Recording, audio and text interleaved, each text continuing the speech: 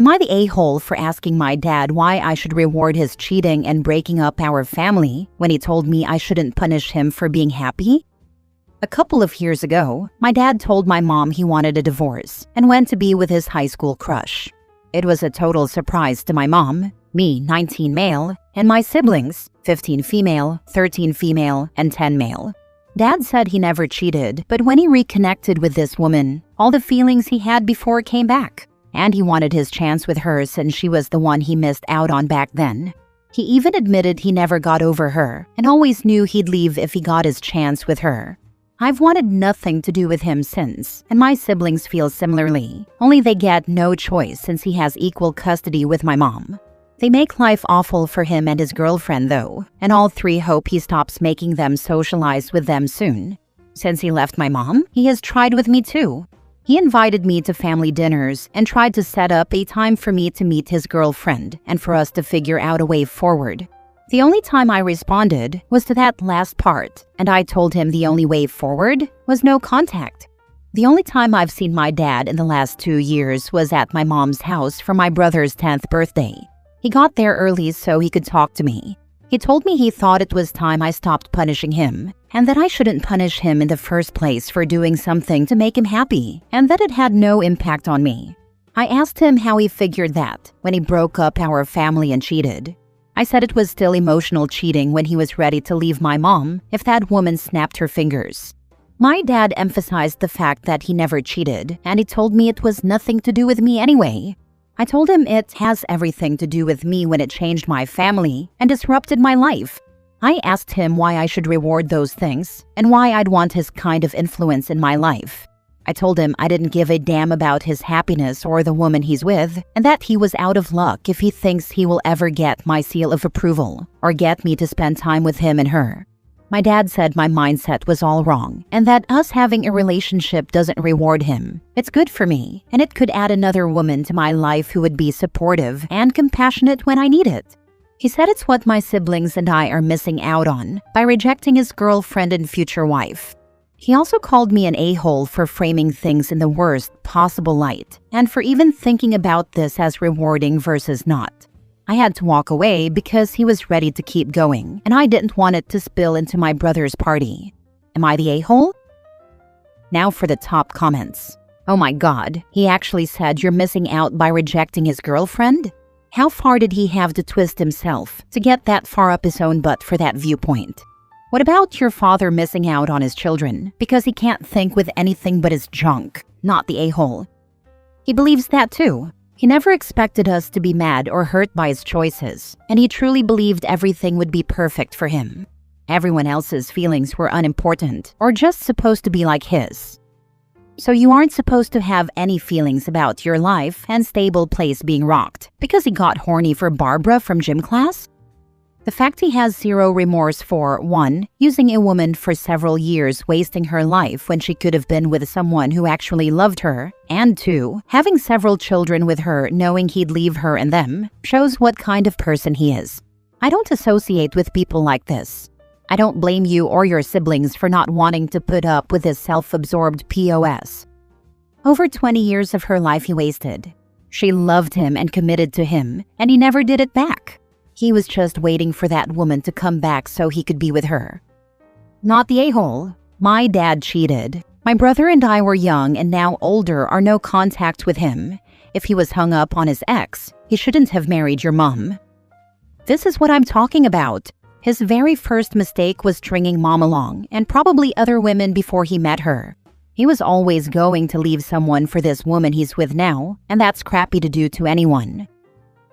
Next story. Am I the a-hole for kicking my mentally ill brother out of my house when he was treating my wife like garbage?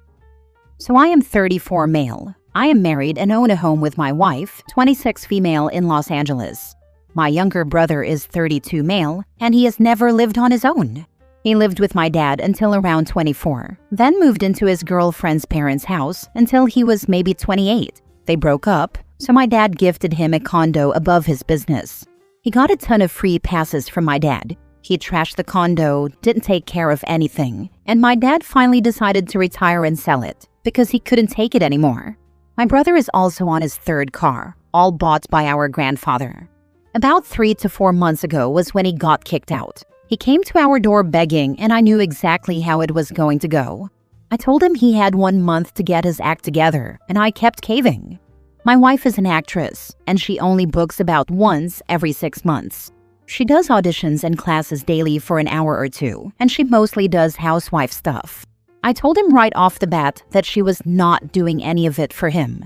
I don't care if he's working 5 jobs. He is doing his own laundry, cleaning, and cooking.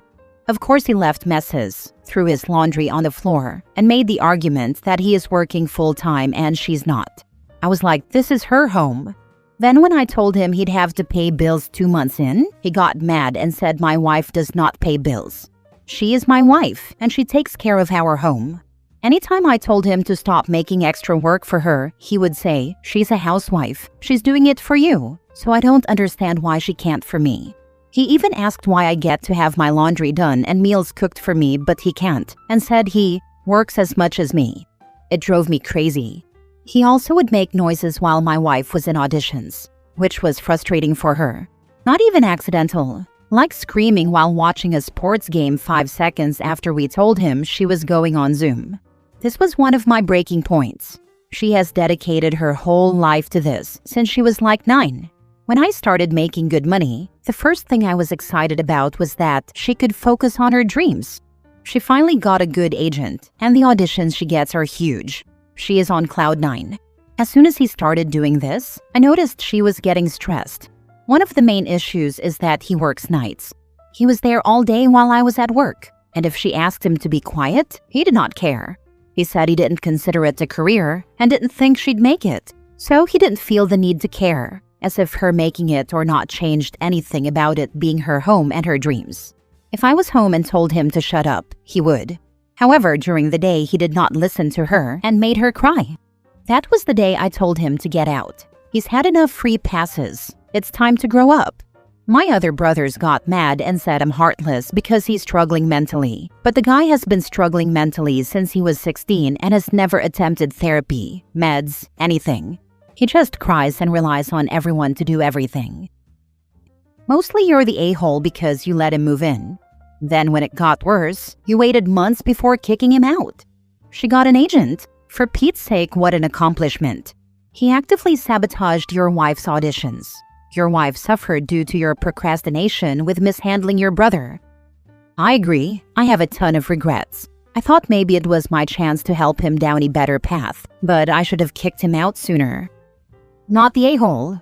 Mental health issues are an explanation, not an excuse. Sounds like your brother's issue isn't mental health, so much as being an a-hole who also happens to have mental health struggles. Does he even have a legit diagnosis? No diagnosis, no treatment, no therapy? That's a no-go. No diagnosis. For years, he has threatened our family and his ex with suicide if they didn't help him. After I kicked him out, he texted my wife saying he was going to go drive off a cliff. That's how he kept his ex around for years. Every time she tried to leave, he threatened to end his life.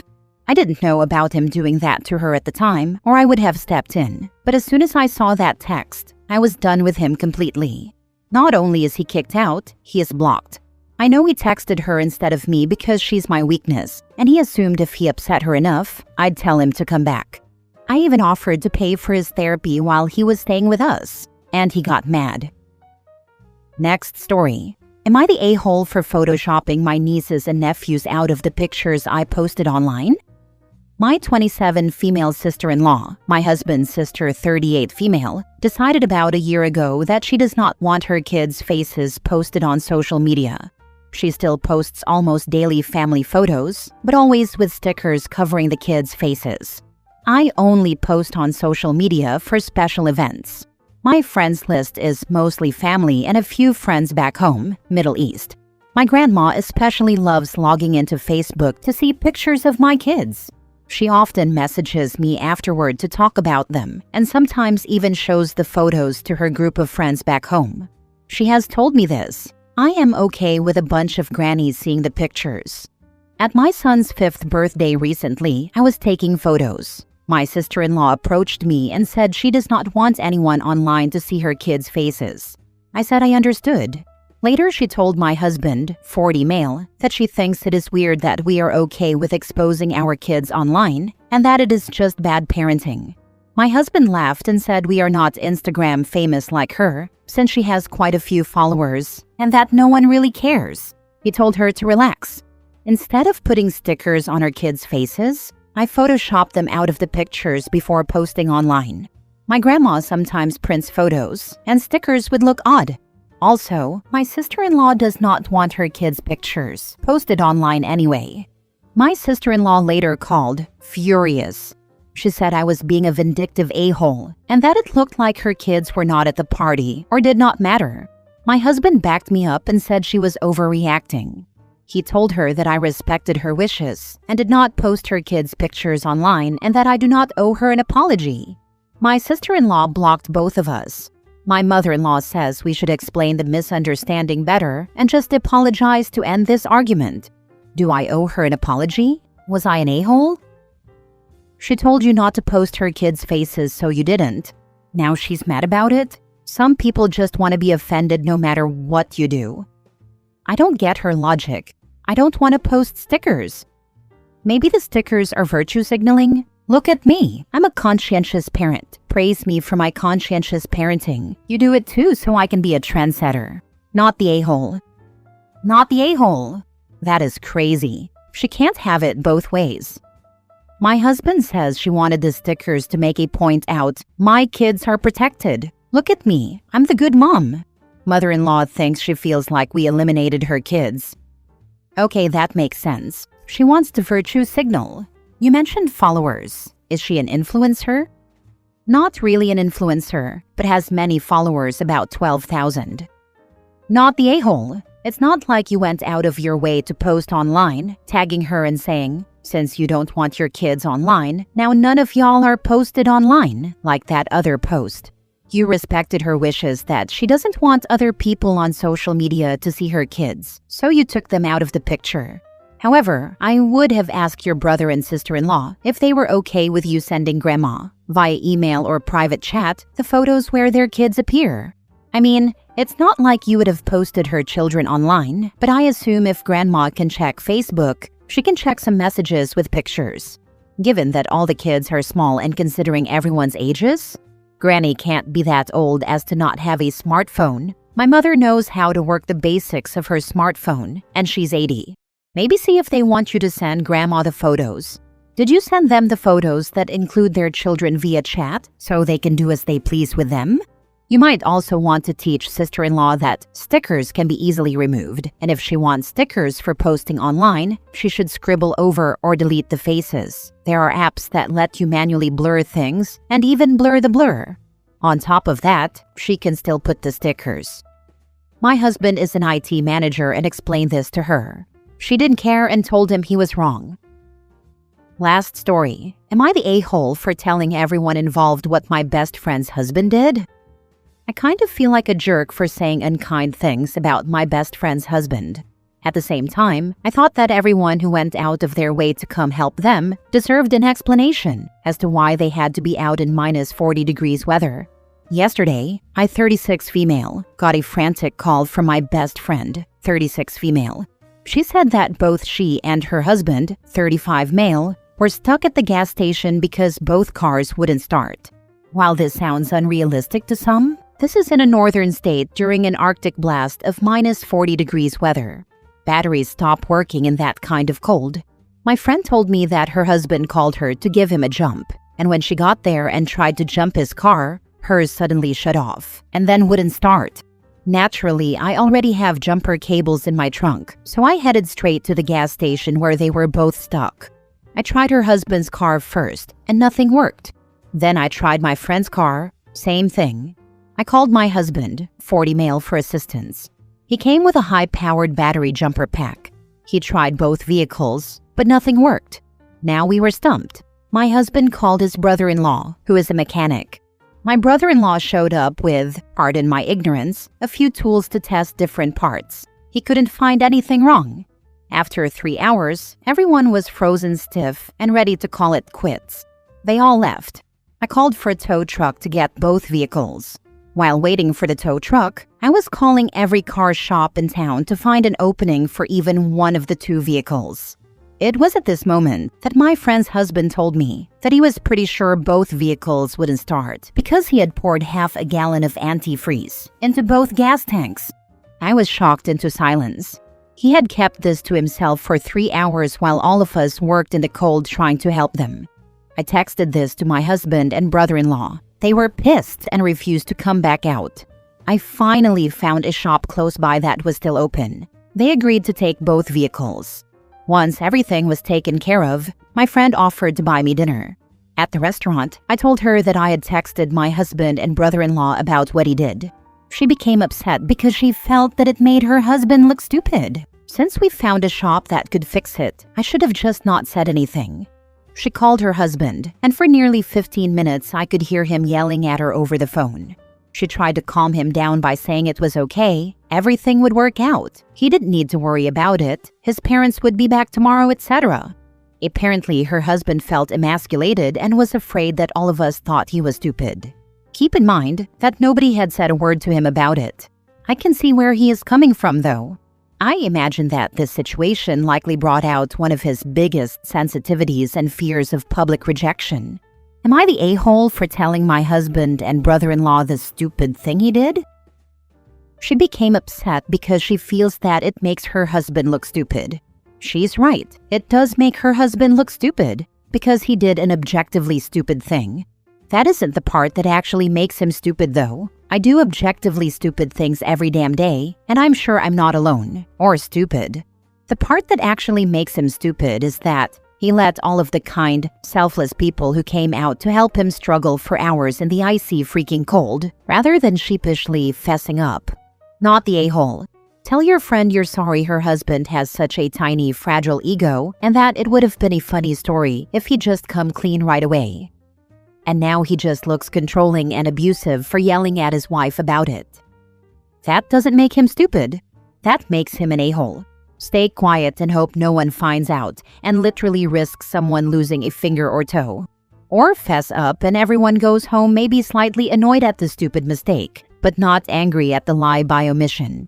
People die in -40 weather. He preferred to save face over people's safety.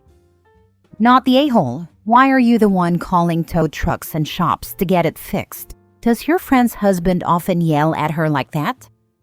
Yeah, I couldn't understand that either. OP, why was this your and your family's problem after you couldn't get a jump start? Seems like that should have been the point that your role as a helpful friend was over. You wipe their butts for them too?